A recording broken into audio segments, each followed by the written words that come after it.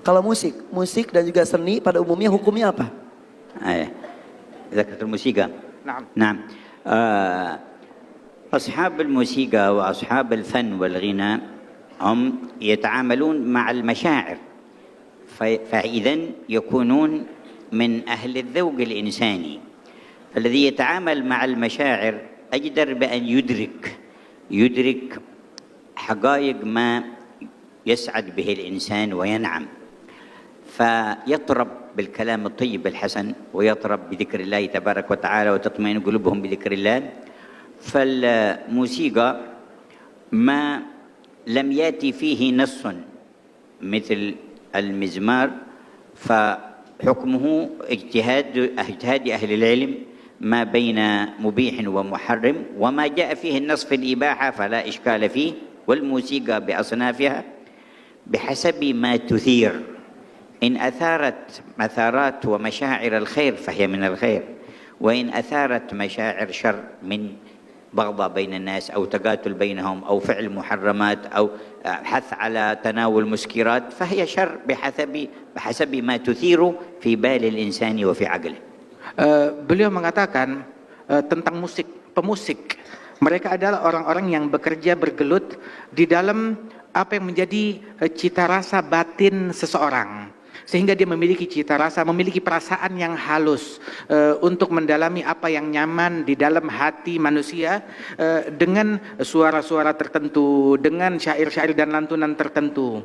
Maka hendaknya pun dia juga memiliki kepekaan akan zikir-zikir tertentu yang membuat hati seseorang menjadi lebih nyaman. Sebab bermain dengan perasaan, maka dia harus tahu apa yang membuat orang paling nyaman. Bukan cuma musik aja, zikir pun juga, doa pun juga, ibadat pun juga. Kemudian juga di antara musik-musik itu ada juga yang menggunakan alat-alat yang memang diharamkan di dalam syariat seperti mizmar, maka itu hukumnya haram. Ada juga yang menggunakan alat-alat yang dihalalkan, dibolehkan dalam sunnahnya Nabi ada, maka itu hukumnya halal. Ada juga yang tidak disebutkan di dalam sunnah tentang kebolehan atau ketidakbolehannya, maka itulah tempat perbedaan pendapat para ulama dan masing-masing dengan pendapatnya. Kemudian juga lantunan syair yang diucapkan.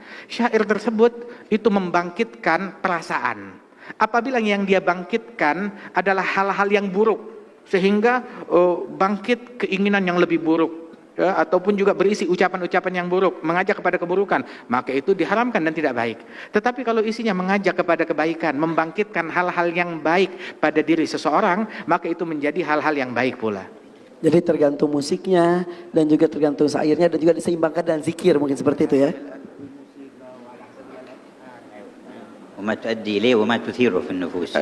Dan tergantung dari apa yang digunakan begitu, dan mengakibatkan apa di dalam nafsu seseorang. فإن نفس الإنسان قابلة للتأثر سلبا أو إيجابا.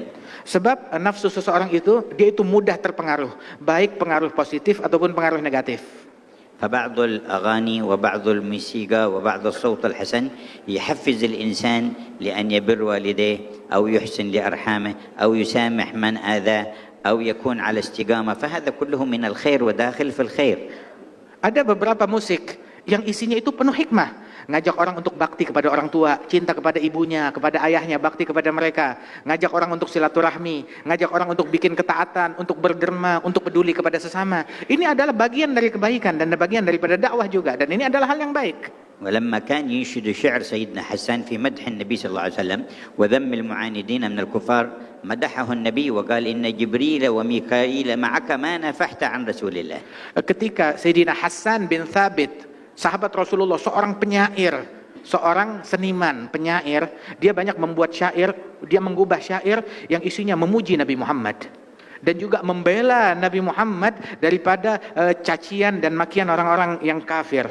Maka Rasul SAW menyemangati dan mendukung apa yang dilakukan oleh Hasan bin Thabit dengan ucapan, sesungguhnya Jibril dan Mikail senantiasa bersama engkau di dalam syairmu, manakala syairmu itu isinya membela kepada Nabi Muhammad SAW. وكان أحد الشعراء أمية بن أبي صلت له حكم يلقيها في شعره. قال بعض الصحابة فركبت مع النبي في السفر قال تحفظ شيء من شعر أمية بن أبي صلت؟ قلت نعم. فقال فأنشدته بيتا فقال هيه أي زدني، فأنشدته بيتا فقال هيه، فأنشدته بيتا فقال هيه حتى أنشدته 100 بيت. Dulu ada seorang seniman, penyair dari orang Arab terdahulu sebelum Nabi Muhammad, namanya Umayyah bin Sult, yang mana dia ini banyak mengucapkan syair-syair yang isinya kebaikan dan penuh hikmah. Pernah satu kali Nabi bertanya kepada seorang yang ada di situ, sahabat beliau yang banyak hafal syair, bilang, apa kamu hafal daripada syair-syairnya Umayyah bin Sult? Maka dia bilang, iya saya hafal. Maka diucapkan 1-2 bait syairnya Umayyah bin Sult. Kemudian Nabi berkata, yakni tambahkan lagi, ada lagi gak? Saya tambahkan lagi. Nabi nanya, ada lagi gak? Tambahkan lagi. Terus sampai hampir 100 bait syair yang dibacakan di hadapan Nabi Muhammad sallallahu alaihi wasallam. وكما تتأثر مشاعر الإنسان بالصوت الحسن وبالأنغام المناسبة، فكذلك تتأثر بالنية الصالحة وبالرحمة وبإرادة الخير وبالقيم الفاضلة تأثرا أكبر. Sebagaimana nafsu manusia, dia mudah terpengaruh dengan suara yang indah, dengan syair yang bagus, bangkitlah perasaan seseorang tersebut. Dia bisa terpengaruh perasaannya. Begitu juga perasaan dan jiwa seseorang itu terpengaruh manakala dihadapkan dengan niat yang baik, dengan rahmat dan kasih sayang, dengan kepedulian dari seseorang, maka itu pun juga memiliki pengaruh besar bagi lawan bicara orang tersebut juga.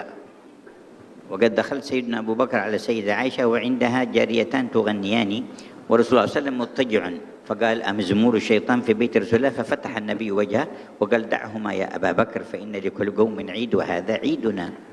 Pernah satu kali Sayyidina Abu Bakar masuk ke rumah putrinya Siti Aisyah, istri Nabi Muhammad. Bersama Siti Aisyah ada teman-teman mainnya, anak-anak begitu, gadis-gadis kecil begitu, yang mana mereka ini melantunkan nyanyian syair-syair yang baik bersama Siti Aisyah, dan di situ ada Rasulullah Shallallahu Alaihi Wasallam, dan Nabi sedang menutup wajahnya. Sayyidina Abu Bakar saat masuk, maka dia memarahi Siti Aisyah putrinya. Masa ia ada suara syaitan dan lantunan syaitan di rumah Nabi Muhammad? Menegur Siti Aisyah. Maka Nabi Muhammad menoleh ke arah Sayyidina Abu Bakar As-Siddiq dan berkata, biarkan wahai Abu Bakar, enggak sejauh itu maksudnya Rasulullah SAW. Sesungguhnya ini adalah hari Id, hari Lebaran, kata Rasulullah SAW. Maka biarkan mereka melantunkan daripada lantunan dan syair-syair yang tidak mengandung keburukan di dalamnya itu.